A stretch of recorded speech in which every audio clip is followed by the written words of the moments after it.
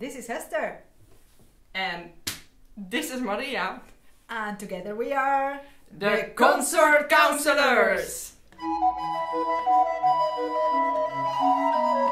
During the summer we got a few requests to go a little bit deeper into the issue of ensemble sound. There was one teacher who asked, how do you practice with your group so that there is real unity in the sound? I often experience the problem that there is a good sound balance between 2 or 3 players, but then another one sticks out. In episode 5, we gave a few general tips to find a common sound in your ensemble. And we recommend that you watch this episode to complement the tips we give to you today. Today we will reveal one of the many keys to a good ensemble sound.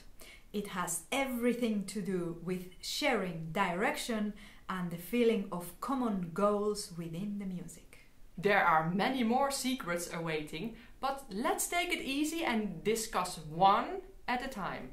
Imagine that all members of your ensemble have been working really hard on getting a wonderful solo sound when they are playing by themselves. Then you come together to play as an ensemble, and that doesn't mean that automatically you're gonna have a good ensemble sound. You still need to train and practice together. Solutions for issues related to sound often come by paying attention to other elements in the music. For example, by sharing a common direction and sharing the phrasing in the music, so that no one stands out and you become one entity. To develop the idea of common goals in performance, we suggest that you start practicing some not too difficult repertoire. Our choice for today is an Almain by Anthony Holborne called The Fruit of Love.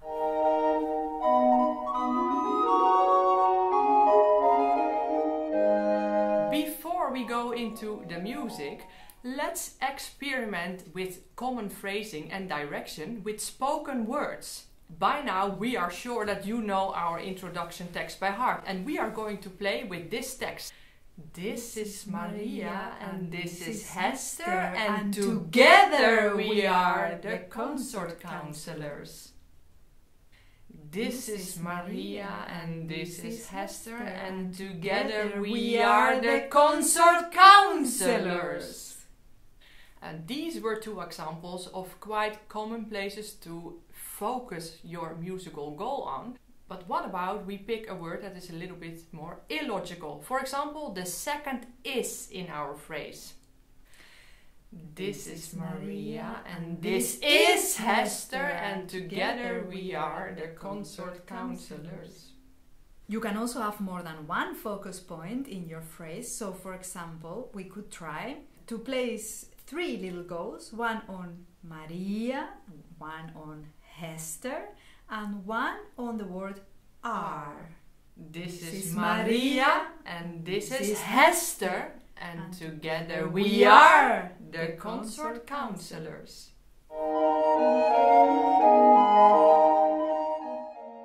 What we have just done with words, we can also do with music, and when we do, we will find different ways and different connotations for our musical phrases as well. Before you even play a note of the piece, try to imagine what the first voice sounds like by humming the music. And even if you're not completely right with all the pitches, the rhythm gives you a very clear cue about how the phrasing of the music is.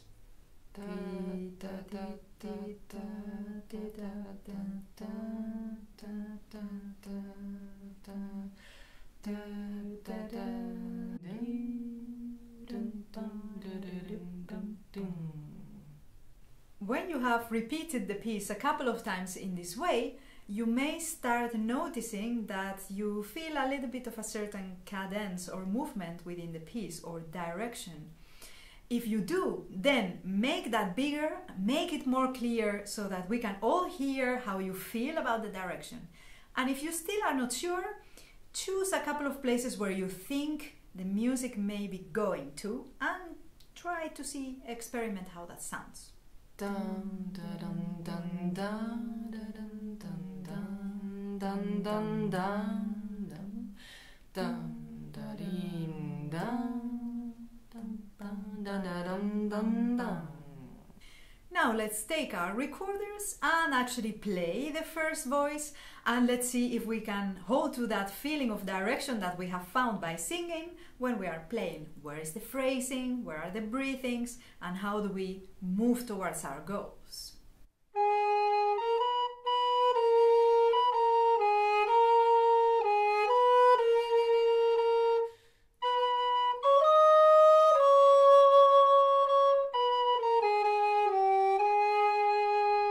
After playing the first voice all together to see where the common direction is, do the same with the bass line, because in that way you know the melodic top line and the bass line, who is basically the boss of the whole ensemble. If you know those two lines, you will be fine. You have a clear image of the whole piece.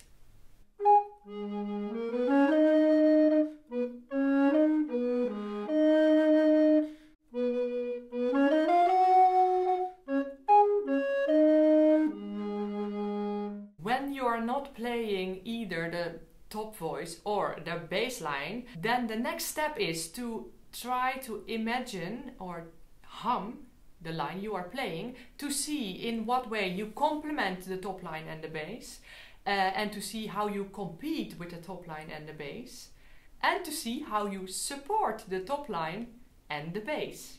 We are going to play the top line and the bass for you, and we are going to show you the other three lines on the screen so that you can hum and practice with us and find all kinds of nice phrasings and directions for these lines.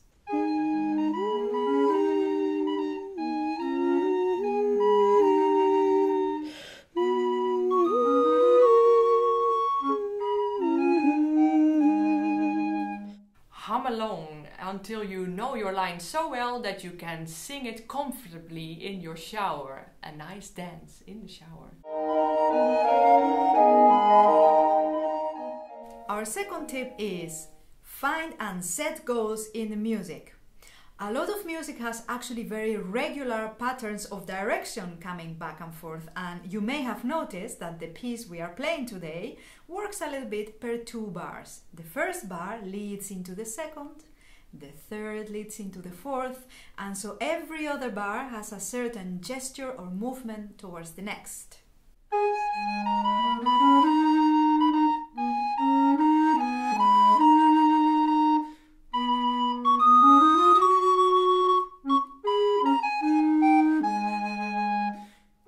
Okay, but how do you exactly emphasize these places in the music gently? We have a couple of tips for you. Sharing a goal in the music does not automatically mean you just need to play louder and louder until the goal is reached.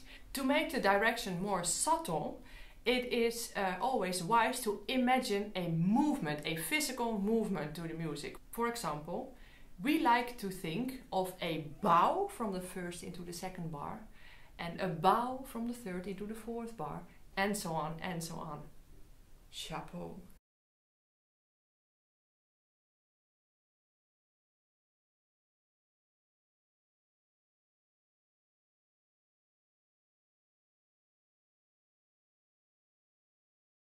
The note just before the goal is very important to pay good attention to. Sometimes players, we get a little bit scared of the end, of being well together, and we get so worried that we change our playing. But just keep and follow naturally your own gesture and you will be fine.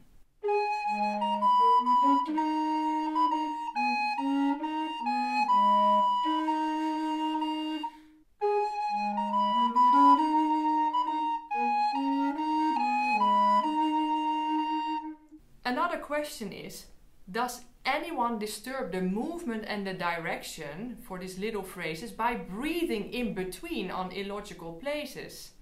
You should not do that.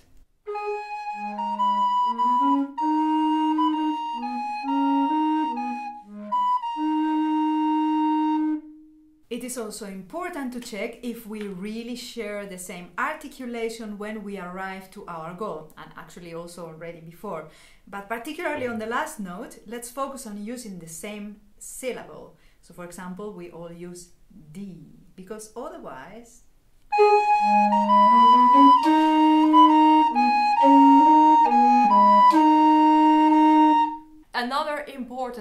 comment is that we all share the same shape in the tone when we reach our goal. How?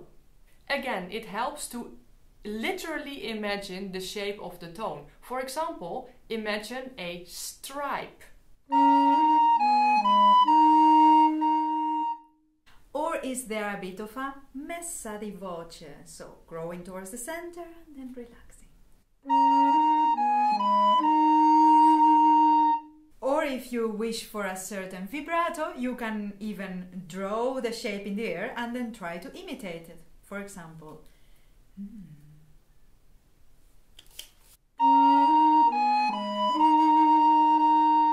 or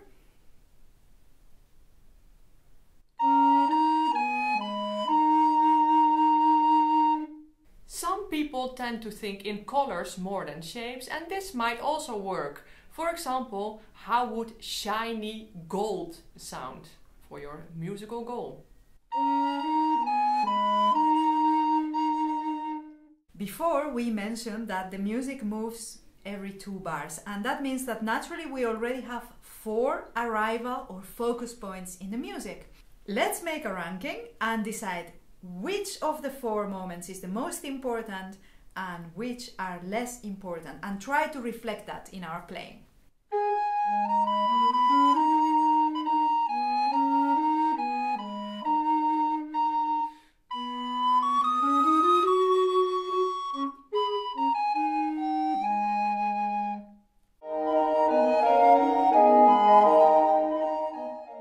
Last but not least, we have a listening test for you. We have a few examples of pieces that we recorded with Seldom Seen Recorder Quintet, where it is very clear what we want with the shape and the direction of the phrases. And we are going to test you. Can you hear what we are doing?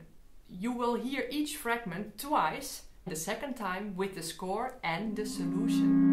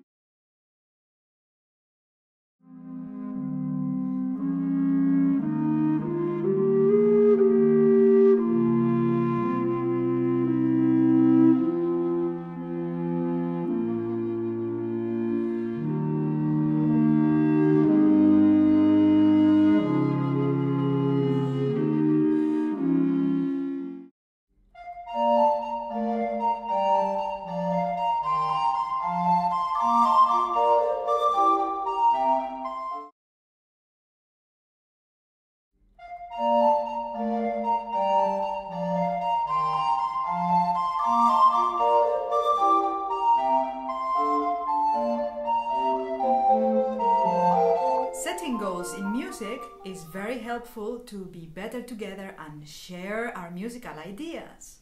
But it's also very nice to share our ideas on live. We recommend you to set goals with your ensemble, like How many rehearsals a year? how many performances a year? Which pieces are you going to play this season? Which instrument are you going to buy next? What is your main technical goal for this year? How are you going to make sure that your rehearsal time is spent more efficiently? Can you have a cooperation with another instrument that is not a recorder? Think big! And see you next week! Bye bye!